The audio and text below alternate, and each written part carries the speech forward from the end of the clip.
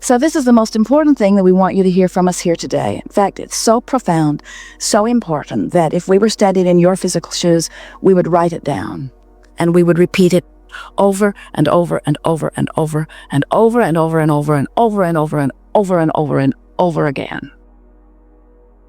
I am where I am. I am where I am. I am where I am.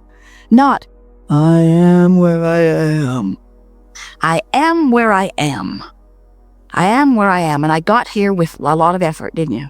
I am where I am. I am where I am. But where I am relative to anything, relative to my body, relative to my clarity, relative to my finances, relative to my relationships, relative to my work, relative to my empire, relative to my government, relative to... I am where I am. But where I am in relationship to where I am... let's hear that. I am where I am, but where I am and where I've been has caused me to become more, because you are this broad, non-physical energy that has become more, and so I am here and I am here. From your physical standpoint, I'm here and I feel like this, and I'm pointed toward who I really am, and I can hear the call. And as you begin to hear the call of Source and who you really are, you will discover that in that call, there is never condemnation of you or anyone. There's never judgment about where you are. There's just this understanding that here's where you want to be. In other words, do you know the Source is so here where you have projected yourself to be that Source never comes over here to see how you're doing? So you get our point, yes? I am where I am, and where I am is all right, because what I have been living and who I was even before I came into this body has created this powerful current, and Source stands there in my vibrational escrow, offering the vibration of who I really am so powerfully that I cannot miss the signal of that. And do you know, if you feel unfulfilled, it's because you're not letting yourself go with the flow. If you feel not enough, it's because you're not letting yourself go with the flow. In other words, those feelings that I must figure out my purpose in life. And we say, your purpose is continuing to evolve. And that feeling that I don't have purpose is only the feeling that you get when you've turned upstream instead of downstream. It's only the feeling that you get when you're not allowing yourself to go with the natural rhythm, with the natural flow, with the natural current that all that you have lived before is causing in this powerful now. So we think the art of allowing has taken on a new look for you. And we think going with the flow is something that will forevermore be in your consciousness, in your conscious, deliberate mind. Because now you understand, like you have never understood before, that life is supposed to be good for you. You cannot control the conditions from the outside in. In other words, you cannot wait until a condition has manifested, and then through action and behavior and words and walls on borders and bombs, you cannot control the condition enough to change the way you feel about it. Instead, you must change the way you feel, which will in time change the condition. But humans are impatient. They want to find some way of affecting the way they feel right now, and certainly if all of a sudden a condition, no matter how long it has taken to arrive at the place that it is, could suddenly change, which it can't, then they believe that they would feel better. And so they futilely wish for the changing of conditions, while almost no human that you will ever meet makes much effort at all about controlling the thought before the condition occurred. It's sort of like in the medical world looking for the cure, instead of looking for the vibrational cause of the disease. If you could get to the root of the vibrational cause, then you wouldn't be trying to fix it from the outside in. You would be recreating it from the inside out. And since everything is created from the vibrational base, which is you, an understanding of that vibrational base is of enormous value to you. Because when you get that you are a vibrational being, and you do something about deliberately offering the vibration in your powerful now, which is what your point of attraction is, then you begin to notice a gradual altering of conditions. Now, we're going to explain all of that to you fully, and it is so easy to understand. And once you look at it from this point of view, you will never again have the complicated experience of trying the impossible, which is to control this condition and this person's belief and this person's action. You will be able to control the factor between the vibration that you are offering in this moment and the greater vibration that is really you. And we're going to entitle this particular Art of Allowing seminar, Going with the Flow. We want you to come to understand the true essence of going with the flow. And so we're going to start at the beginning of who you are and remind you that you are source energy in physical bodies. And as that source energy, oh, were you ever going with the flow? You were tuned in, tapped in, turned on. You were pure positive energy. You were only a stream of well-being, a powerful, focused, non-physical energy. So as you made the decision to come forth into this physical body, you felt no discomfort at all about the variety that you knew that would surround you, because you knew that all you had to do was focus on any part of it that you liked and activate that thing in your vibrational pattern long enough that law of attraction would begin then to bring that very thing into your experience. So it was just a matter of focusing in order to choose. Focus upon what I want, achieve vibrational alignment with it, and thereby choose it. But so often what happens as you are sifting through the contrast is that while you are choosing what you do want, you are also aware of what you don't want. And there's a sort of human pattern that seems to have evolved that says, I really, really, really, really don't want that. And because I don't want that, I now know that I do want this, but I really, really do not want that. You don't want that either, do you? You say to others, I don't want that. I've never wanted that. I don't know anybody who wants that. I don't know why that even exists. I do not want that. In fact, I don't want it so much that I am going to ask the legislature to make a law against that. I don't want that. I don't want that. Do you want that? I don't want that. I don't want that. I would so much rather have that, but I don't want this. Why do I want this, you ask? Well, I want this because I don't want that. I do not want that. I think it's wrong. I don't want that. And I'm not the only one who doesn't want that. There are a lot of us that don't want that. We really don't want that. And I've seen so much on television about that. The airwaves are full of that. And I do not want that. I don't want that. I want this, but I don't want that.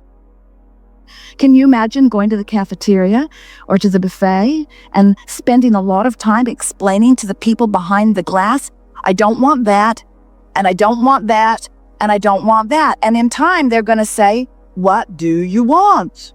Just tell me what you want. I got a spoon, you got a plate, just tell me what you want. Well, I don't want that. I've had that before. I had that last week and I didn't like it, and I'm allergic to that.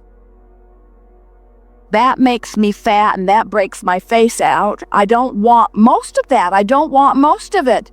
Most everything you've got there I don't want. And the nice person is losing patience now. But the universe never does. The universe stands in never-ending patience, waiting for you to find vibrational alignment. As we said, we want you to begin to think of going with the flow, and we want you to understand what that flow is. We want you to understand that you are source energy that was the flow of well-being, and as you came forth into this physical body and you see the contrast that surrounds you, that contrast causes you to give birth to a rocket of desire. That's more of that flow. And the thing that we know that we think many of you have forgotten is that when you, from your physical format, define something that you prefer and you give birth to that preference, source energy flows immediately and completely to that preference and becomes a complete vibrational match with it. So you could say, source, the source part of you, just like it knew would happen, has now benefited by your exposure to the contrast and has come upon a preferred experience. In other words, the entire universe has just benefited, has just expanded as source flowed toward your rocket of desire. That's why we can write a book and name it so perfectly, Ask and It Is Given. Because when contrast causes you to prefer this, source immediately becomes one with it, becomes the vibrational equivalent of what you have asked for. In fact, you've asked for a lot of things. You never stop asking because contrast never stops giving you preference. So as you prefer, every preference, big or little by your estimation, goes into this vibrational escrow and continues to accumulate, continues to perfect itself, continues to become your vibrational escrow. In other words, it's what your life, all of your life, even that before this physical experience and that which is now your physical experience, is causing you to become. So the larger part of you that existed before you came forth into this body has now expanded because of what you have lived in this body, and that larger part of you now stands in that vibrational place calling you toward it. So when you begin to think in terms of going with the flow, the big benefit that it gives you is that it helps you, it forces you to begin to remember what the flow is that you're going with. What is this flow? Well, it's the flow of who I am. It's that flow of pure positive energy. It's that flow of that worthy being who came forth into this environment to have the experience of adding unto all that is and experiencing the expansion of the universe firsthand.